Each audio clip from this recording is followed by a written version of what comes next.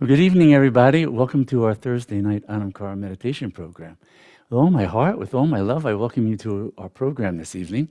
So glad you're joining us and bringing the special qualities that you have. You're in the embodiment of the divine. What could be more special? That's your essential nature. That's why we get together in satsang, to know the truth of that. And so thank you for coming. Thank you for being ones who do practices and bring the power of your practice, the power of your commitment to this evening as well. So great to be in your company. You know, a couple of things came up in our last program that were in the questions.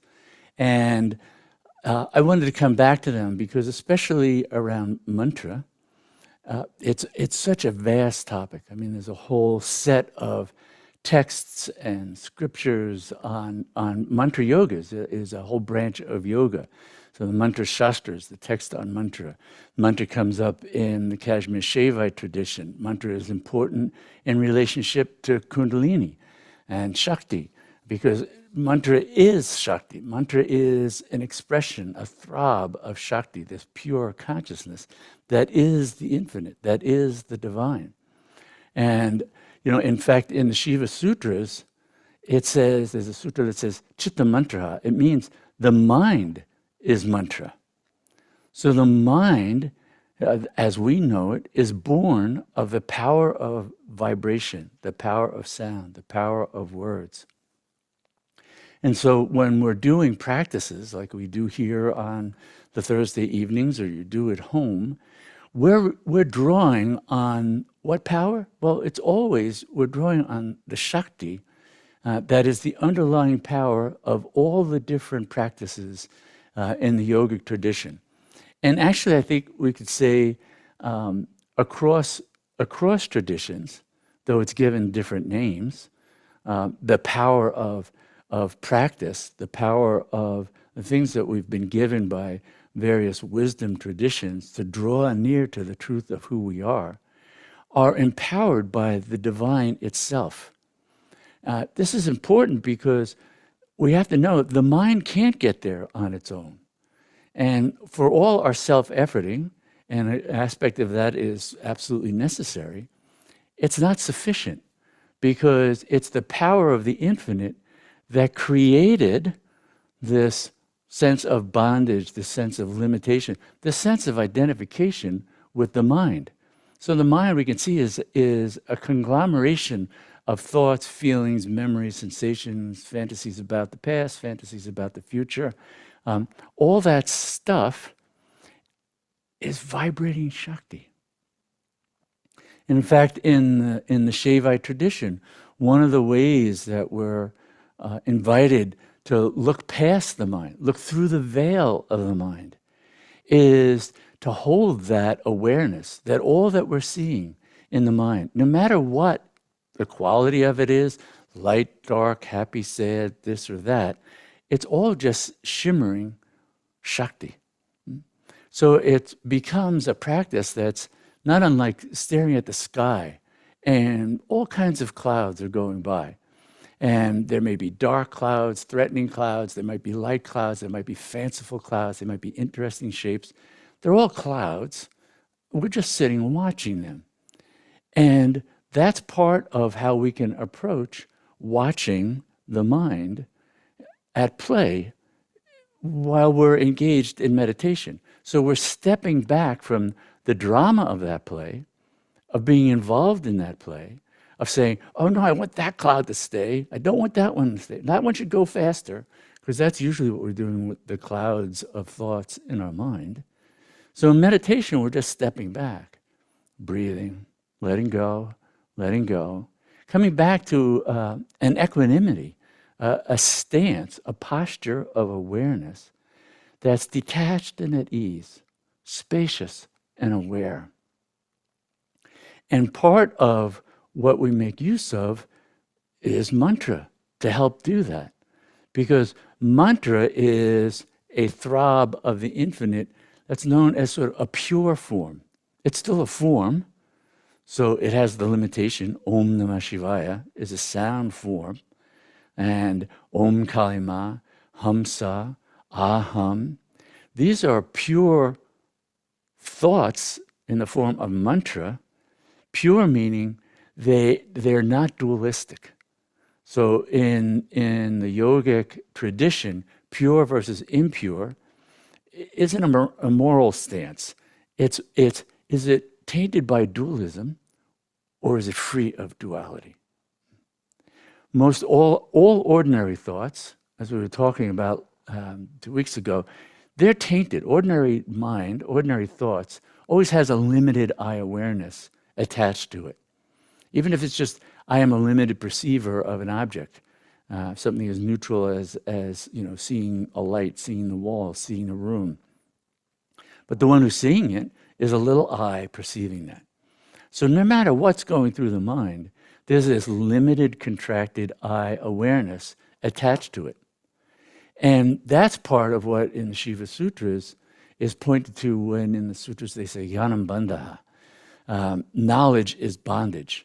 They're talking about that kind of ordinary way of knowing, that kind of ordinary knowledge that has a subject and object, a perceiver and a perceived. They're separate and they're limited. That's most of our reality. That's even the reality that's present in dreams, right? In fact, that's even part of the reality that's present in deep sleep. There's no content in awareness in deep sleep.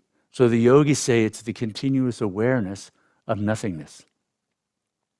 But what's there? Limited I presence, limited I awareness.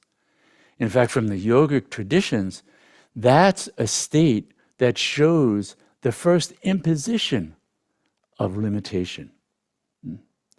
So when we understand the symbolic map that's offered through the Kundalini tradition, and really it's part of the yogic tradition, it's part of Vedanta, Advaita Vedanta, that when we go from the infinite, the absolute, Brahman, the Godhead, beyond name, form, anything, beyond, there's no subject object.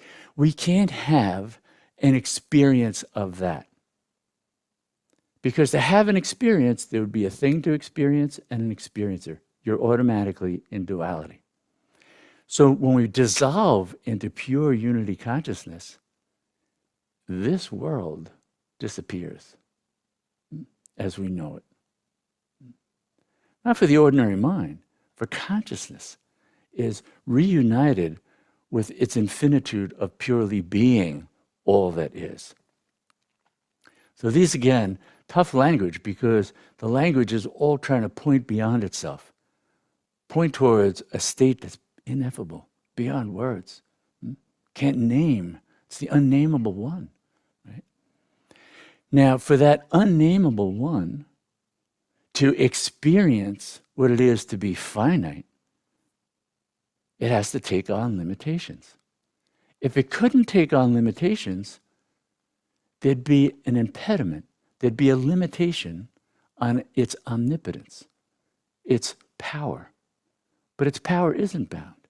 Its power is known as Swatantriya Shakti, Swatantriya Devi. Oh, that's the Shakti of mantra. That's the Shakti of the essence of who you are. It's the Shakti, it's the essence that has become all that is. And it's by that power, and it's called Maya Shakti, one facet of that. Maya means measurable. Measurable. So the power to go from the immeasurable, the infinite, to what's finite and measurable is created by the infinite itself through its capacity to limit itself. And then to limit its awareness of its pre-existing condition of infinitude. That's called self-forgetfulness. Right? That is the causal body. It's called causal because it's the cause of everything else that comes.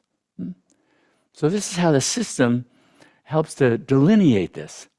Now, the energy itself is a continuum. This is the mind trying to create a framework so it has some possibility of understanding what is clearly beyond the mind. It's the very source of the mind. Right? But when the infinite imposes limitation on itself, it's negating its infinitude. In that first spanda, that first arising of Shakti to do that, as Maya Shakti to say, going from I am that, meaning I am all that is, to I am not that, that negation of being the infinite, before then all the particulars of existence have arisen, that space in between, that liminal space, that's known as the deep sleep state, is the state of what's called the causal body. Not a body like we think of a body, but a state of awareness.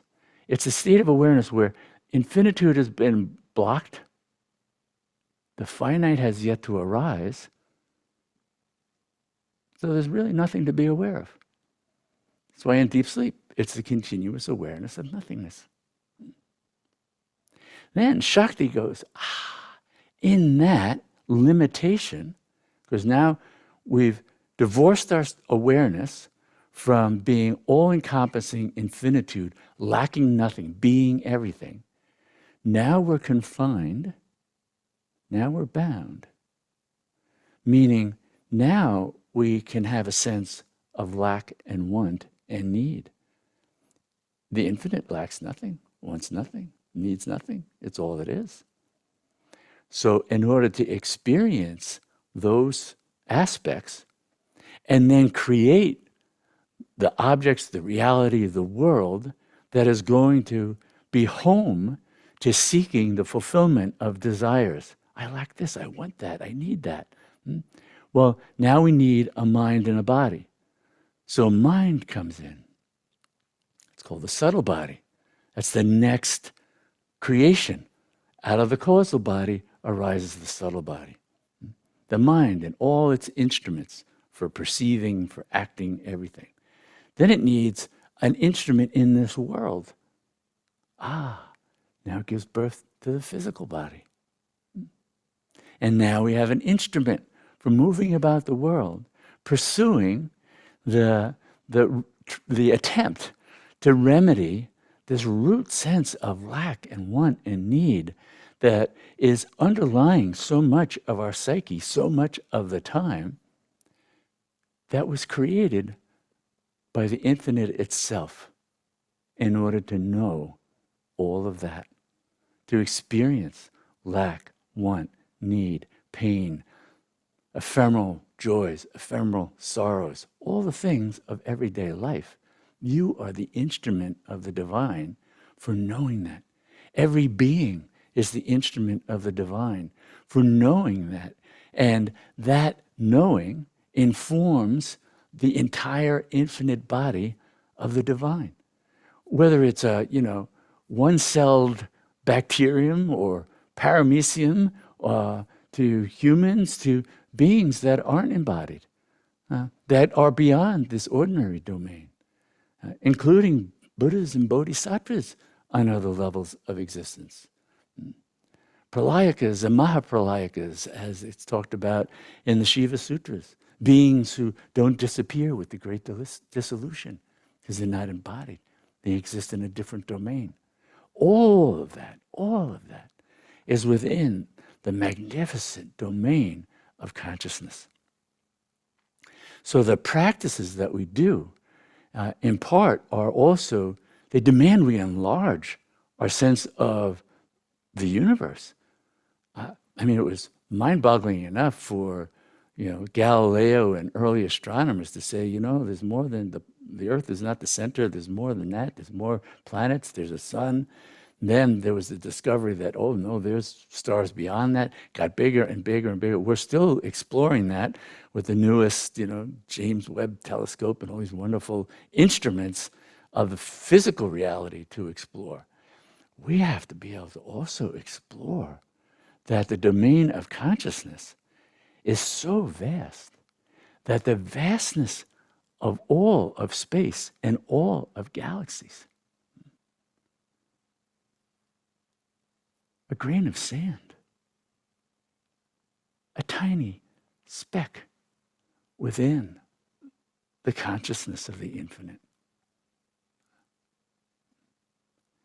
So sadhana practices have to do with this expansion of the awareness of who we are and all that is, so that we're literally awestruck.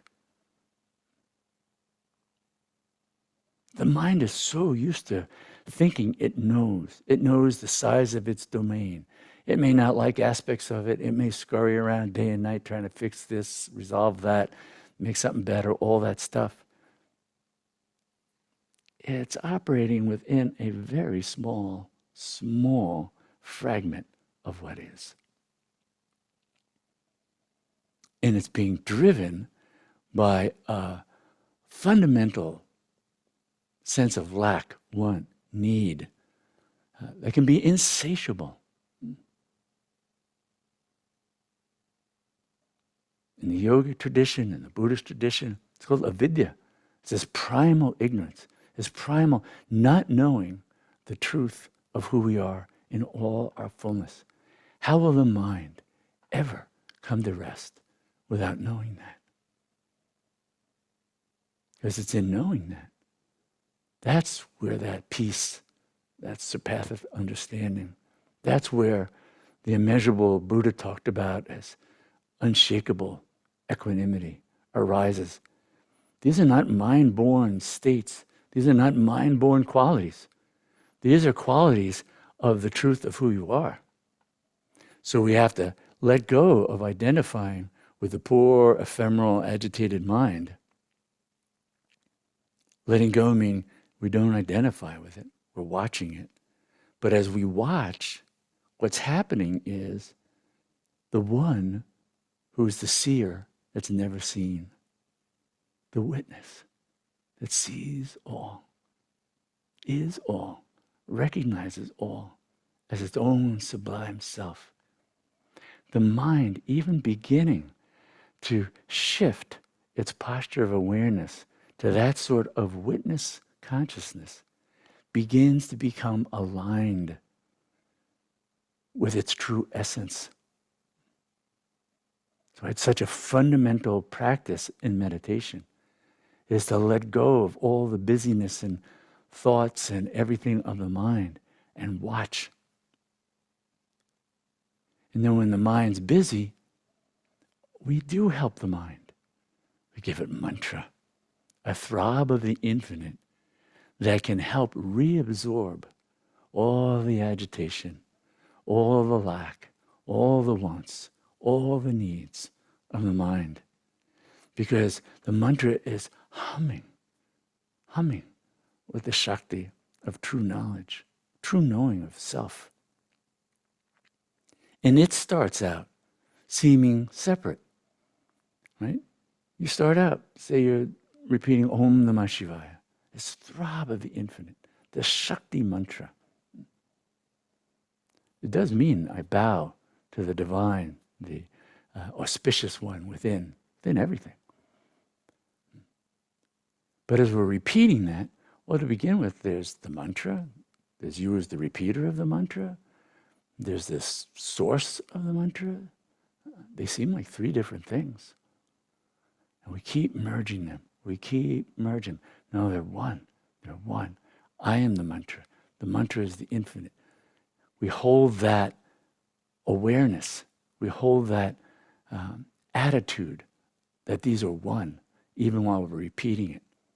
And that then begins to allow us to step back more and more from all the stuff going through the mind and rest more and more on just the waves of mantra of Om Namah Shivaya, Om Namah Shivaya, Om Namah Shivaya, Om Namah Shivaya. With that awareness, I am the auspicious, I am Shiva, I am the mantra, Om Namah Shivaya, Om Namah Shivaya.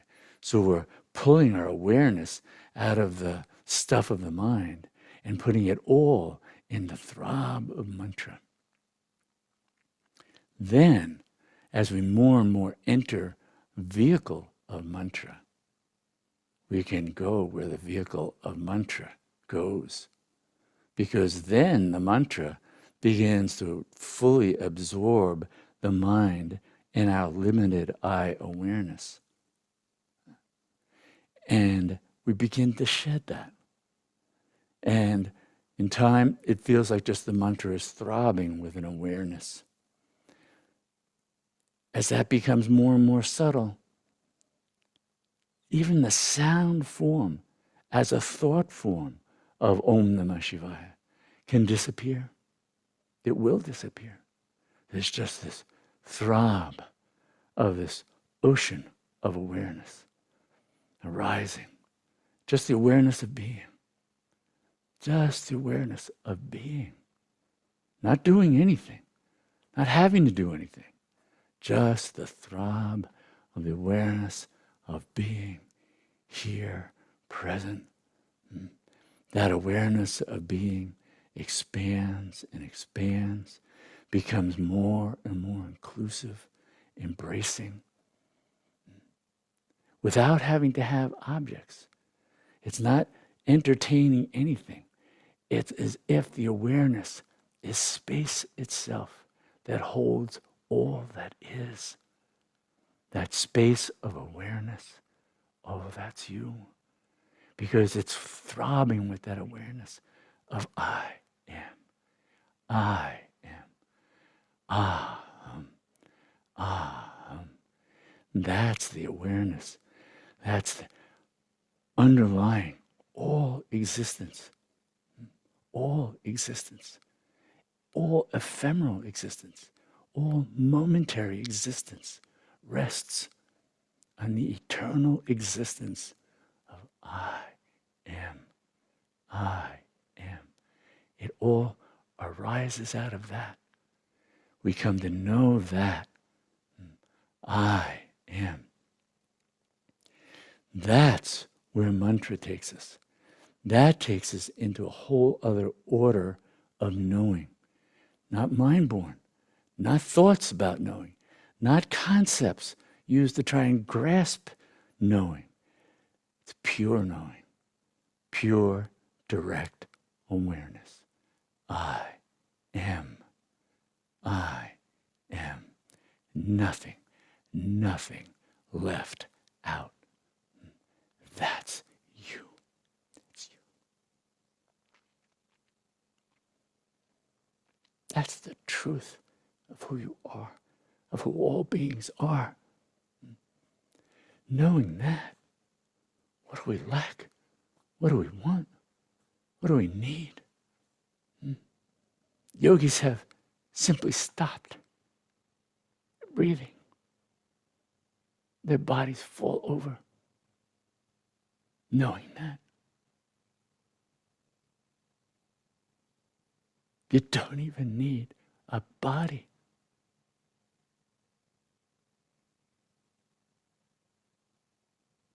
But the momentum of our karmas keep us going. And this is an interesting piece related to the Buddhist path. The Buddhists plant a seed of karma to make sure we don't just disappear back into the infinite. So that's the bodhisattva vow. Because knowing that, becoming absorbed in that, dissolving that, we're free. We're free. Radically free. Unspeakably free. Boundless love. Boundless rapture. Beyond words. That's who we are.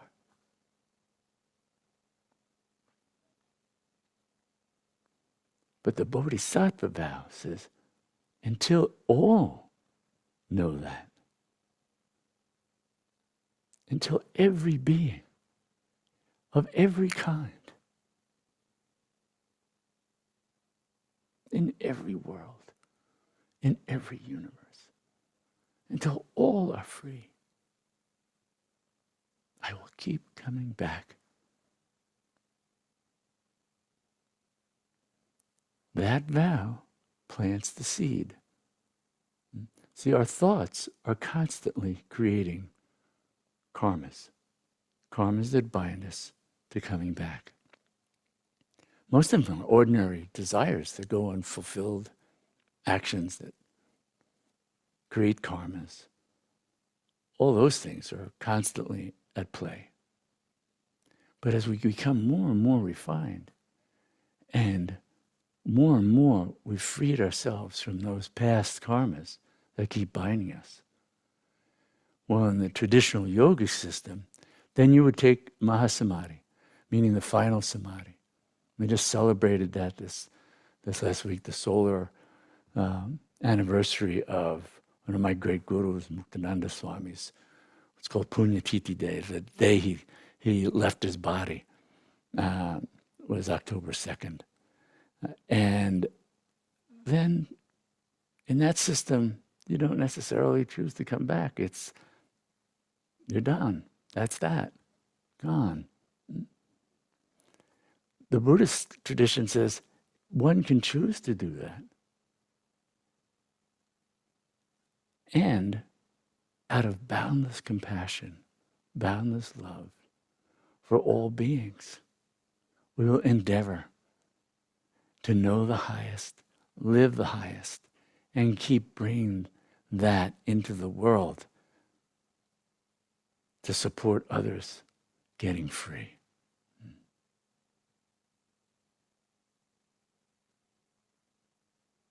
But our practices are about knowing that freedom completely. And mantra as a source of pure Shakti, particularly important in the Kundalini tradition, the ancient Kundalini tradition, because it is a way of sustaining Shakti. You know, Shakti when it's awakened, when Kundalini is awakened, meaning the awareness to know ourselves beyond the mind. Kundalini is the power of self-revelation, the power of transformation, the power of grace. And so as that awakens, that's an innate potential for everybody. As that is awakened, whether it's through practice, through the gift that comes through enlivened practices from a great teacher, it all has to do with being ripe in the moment, because there's a ripening process that the soul goes through across lifetimes that prepares it to be ready for that, to be received.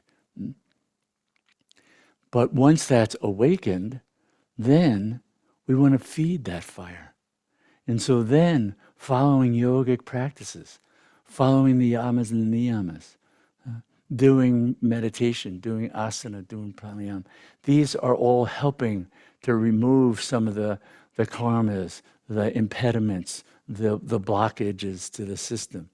Mantra is this throb of the infinite that helps then the whole system continually be bathed in awakened Shakti. Om Namah Shivaya is a throb of awakened Kundalini. Om Kalima is a throb of awakened Shakti. Aham is a throb of that awakened Shakti. She doesn't take just one form. She says, here, this form, that. Stay with one. All these rivers are going to the ocean. Don't go, I think I'll take a scenic view down this river and then another river and then another. Have to stay in one. Stay in that channel. Get to the ocean. But we can recognize that these are the throbs of Shakti, that then, as we imbibe it, as we inhabit it, as we abide in it, it's clearing our system. So we can know it every moment. It's your birthright. It's your birthright. You were born with this Shakti. You were born with this innate capacity. To know that, to live that, to have it inform your relationships, your work, your thoughts, your ways of viewing yourself, the ways of viewing others. These are all transformed by Shakti, by that awakened power of the presence of your own divine self. That's part of how it sets us free. It doesn't just set us free to be detached and look at this wreck of a mind that keeps running itself into a wall. It says, oh no, from a more awake place, I can see these patterns. I can change these patterns. I can alternate. Oh, what is my mind creating with that thought form, that belief structure, that old habit of reactivity? Oh, I can change that. And that's part of sadhana practice. And the more we keep the mind coming back to mantra throughout the day, then the more we're inhabiting this throb of the infinite that is a pure form. Because you notice, as soon as we let go of mantra, now we're back in the soup of the mind. We're back with the mind thinking this and thinking that and complaining about this and unhappy about that and wish it was this. And all that stuff. Mantra, mantra, mantra. It's the critical practice. It embodies everything. The highest contemplation of I am that. Om Namah Shivaya. Om Kaima. Aham. Hamsa. The highest contemplation is to become absorbed in that throb. Om Namah Shivaya. Om Namah Shivaya. To look at others. Oh, look at she's the divine. He's the divine. Om Namah Shivaya. Om Namah Shivaya. Transforms our way of looking at others, looking at the world. So that we're adding to it that awareness. Oh, we're going to still see people and their foibles and their shortcomings and things like that. We want to see their essence. We want to know our essence. We want to see everyone's essence. We want to see the essential nature of creation, the divine spread out everywhere. That's the gift of the transformation of our vision by inhabiting mantra.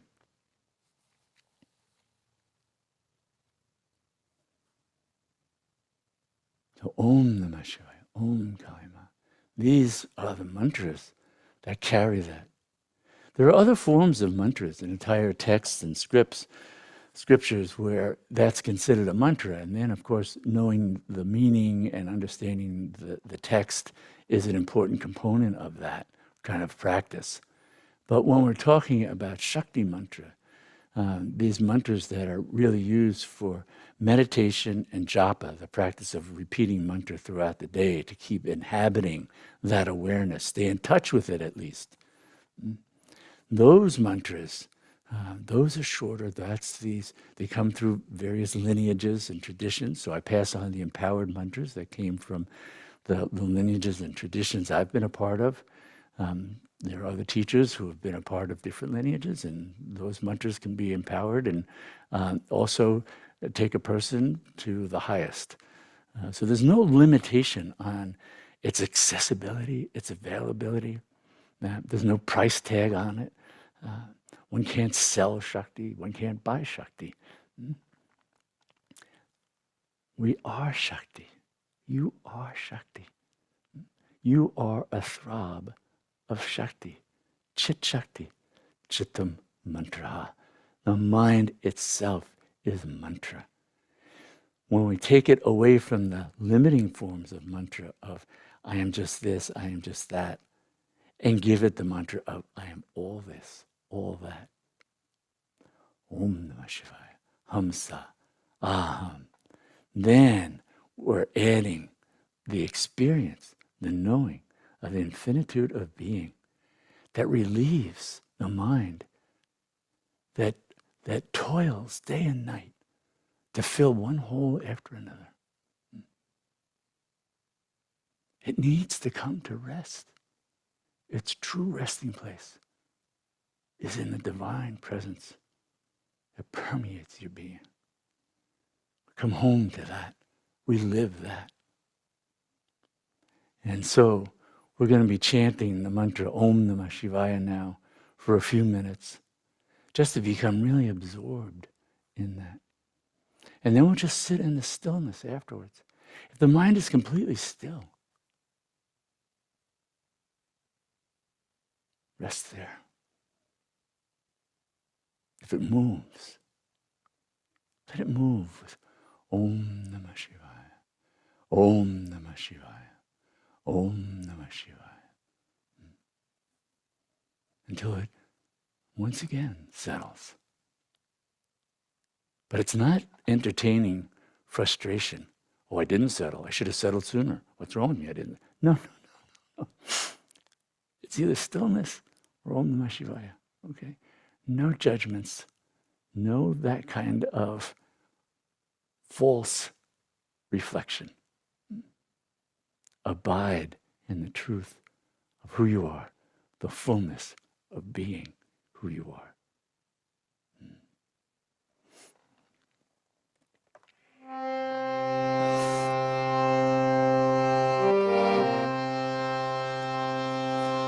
Shri Mata Kali Mahadevi Ki Jai. Om Namah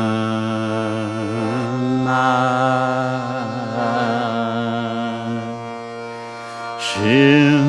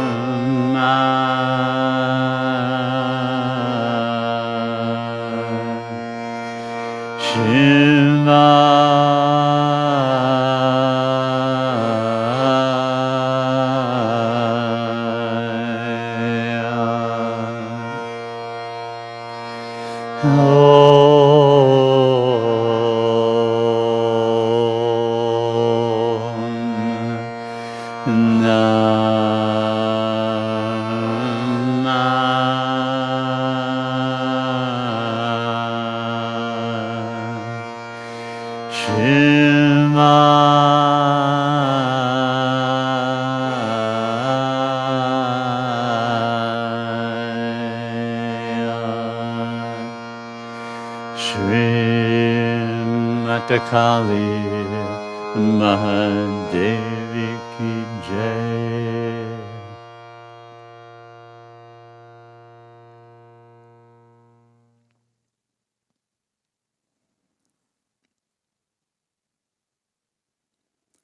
So we end with this prayer, and may all our practices truly benefit everyone, and may all beings know complete freedom from suffering. Namaste.